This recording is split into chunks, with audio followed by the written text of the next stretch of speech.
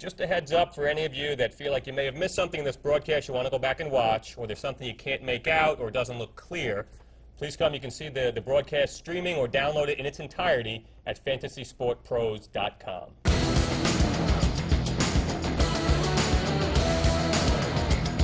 Again, getting back to tiers, I mean, we have three guys left in the first tier of wide receiver, Owens, Bolden, Chad Johnson.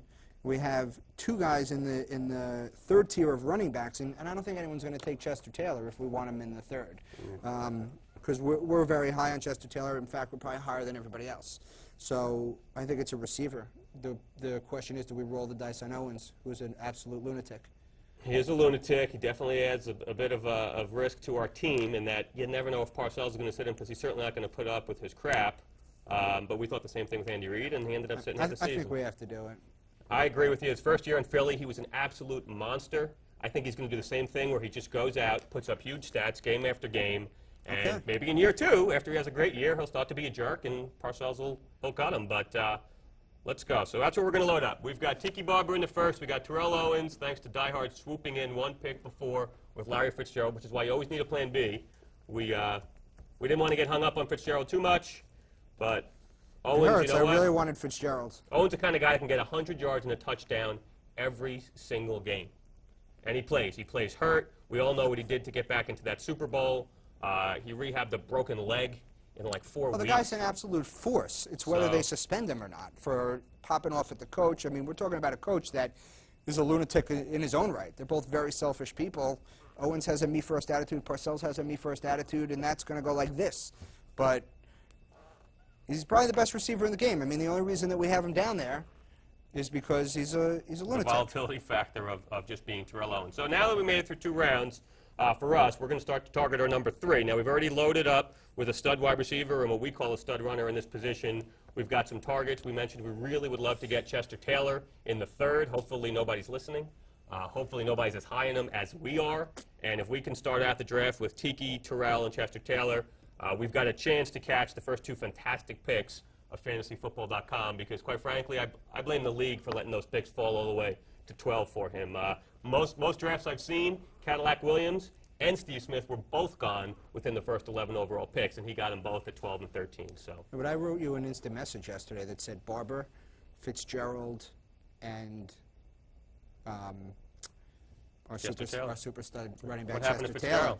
We missed him by 1, but I almost was in very fine tune with this. Apparently, I'll cry about it later. Apparently, Amo was involved in our IM session secretly. So, good for him. Anyway, can't cry over spilled milk. Owens could easily outperform Larry Fitzgerald if he plays 16 games. If I knew Owens was going to play 16 games, I'd have no fear whatsoever about taking him anywhere before where we got him. He's going to end up being a steal if he actually plays the games. We're waiting on Draft Sharks at number 8.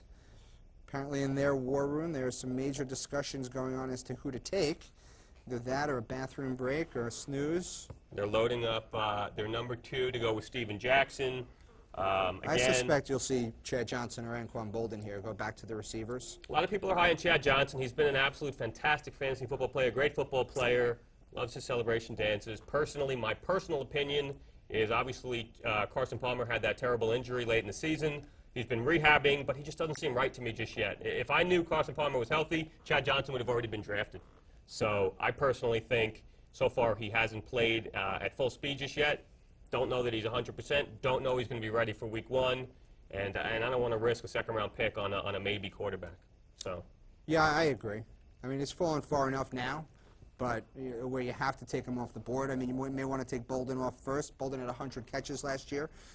But, you know, Chad Johnson's good enough. I mean, the only running back in question here looks like Dom Davis. And the problem with Dom Davis is everybody knows he hasn't practiced yet. You know, the guy has a bum wheel. His knee is just not ready to go. He had off-season surgery. Dom Davis is a fantastic back in this system. Catches a ton of balls, but he's hurt. He hasn't practiced, so how can you take the chance? He's hurt, and you would have thought that Houston passing on him in the NFL draft, passing on Reggie Bush, that is, they did it because they were so happy with Dom Davis. They just gave him a big contract. But you just can't pass up a player like that, and I think that they're really dreading that decision they made now, seeing as Dom Davis has barely practiced the entire preseason, and they clearly aren't sure he's going to be ready week number 1. So Draft Sharks, we just see, to match up with Steven Jackson, has decided to take Chad Johnson, just as Ian was saying. So.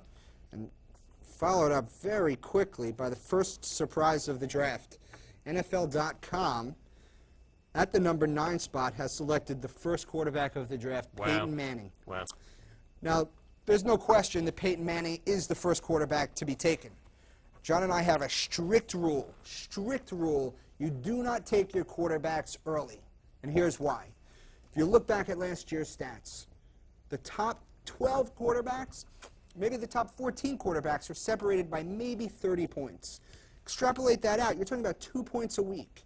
So, intuitively, if you can get your number 12 quarterback in the 8th round, and he's going to score 30 points less than the number 1 quarterback that you're taking in the 2nd round, what's better value? I mean, it doesn't take a 5-year-old kid in a calculator to figure it out. It's waiting until the 8th and taking the 12th quarterback. So I don't mean to harp on it. Maybe Peyton Manning will throw 60 touchdowns this year and make me look like a fool, but you know, it's a shocker, to say the least. I'm surprised that Michael Fabiano is certainly experienced in this, and Peyton Manning, seeing that the huddle, injuries, and Guru, although me and Ian discussed it, there's a shot Guru was going to take him in the 3rd, but middle of the 2nd, it's just not the time to take a quarterback. It's just we just think it's a rookie mistake. Let the other guys in your league take Peyton Manning. It doesn't matter if you have him on your team. If you get Matt Hasselbeck 3 rounds later, there's no way Manning's going to throw a touchdown a game more than Matt Hasselbeck, barring an injury. Guru is in. So, Guru is in, and he has selected running back Kevin Jones, the Detroit Lions. I like the pick. I think it's a little early, it. but I guess if you're going to take him, you better take him here. I would have loved to have gotten him in the 3rd, but taking Kevin Jones here is okay by me. Certainly a good pick to go with Danny You know what? His ADP, which is average draft position, is 2.9. He went at 2.10, so it's not that out of whack. ADP is average draft position, so a lot of these guys do mock drafts. You know, as all of you watching probably have done a million, and we compile 3 of the best mock draft sites we know, and we see where players are going. So we have an idea if we really like a player, and we have his ADP on our ranking sheet right here, and we know on average that player is going in the 4th round and the 10th pick, and we really want him. We know we can't wait till the 5th round. We got to take him at the 4th round, you know, in the 4th round at our pick. So as far as Kevin Jones, right at his ADP, not a huge shocker. With Anquan Boldin on the board, I would have went Boldin, but Guru's won the league, so we certainly can't argue with him. Yeah, the proof will be in the pudding. Yeah, right after him, we have football injuries, who's happens to be historically a pretty quick selector of his players. He knows exactly who he wants and when. He took Julius Jones to go with Sean Alexander, and I tell you, that bodes well for us possibly getting Chester Taylor back, because if you look at it, they both now have two running backs. There's a very good chance that they're going to both select a receiver or maybe even a tight end. Maybe we'll see a first tight end come off the board and give us a better chance for Chester Taylor to drop to us in the 3rd. But we'll see how it plays out. We got Huddle on the board. He took Larry Johnson, number 1 overall. And to go with Larry Johnson, the Huddle has selected Santana Moss, wide receiver, for the Washington Redskins. So, Now that is early for Santana Moss, I tell you. but once again, a crystal ball I do not have. No, he had a monster year last year, but I can't see that. Has repeating. Anquan Boldin been picked? Not picked. Huh. We'd have a tough time. So right now we're getting Anquan Boldin we'd love to have. You're getting Chester Taylor is still on the board. We've got 5 picks before us. If we can get 3 of the other guys other than those 2 through, then we know we're getting one of the guys we really covet. So Just looking at the 2nd round, you know, like we said, still a couple of runners went off, which you can see in green, but we're going to start to get the top wide receivers going. And the quarterback, again, we went into that in detail. We thought that was a little bit of a reach, but a quarterback, some wide receivers, and you know, less running backs than in the 1st round, which is going to happen. You're going to tend to start to see the tight ends get sprinkled in now.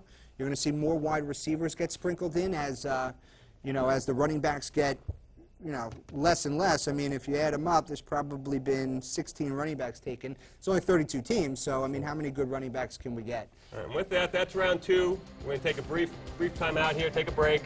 We'll take a look at what's going on. We'll do a little strategy. We'll come back, and we'll show you round 3.